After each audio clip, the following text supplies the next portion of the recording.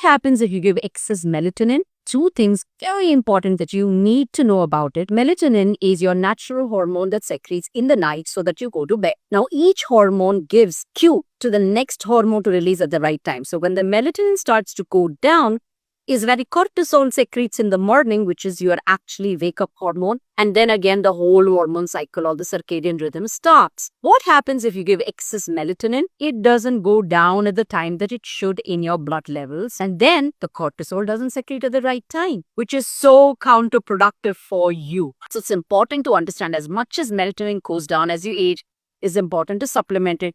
The right dose and the right time is very, very important. Not more than 2 mg melatonin is what is important for you. Along with melatonin, you could in fact take other substances with it such as magnesium, L-theanine, valerian root extract, chamomile. All of this put together can aid synergetically with your melatonin to put you to sleep. I'm not raising the dose of melatonin. Absolutely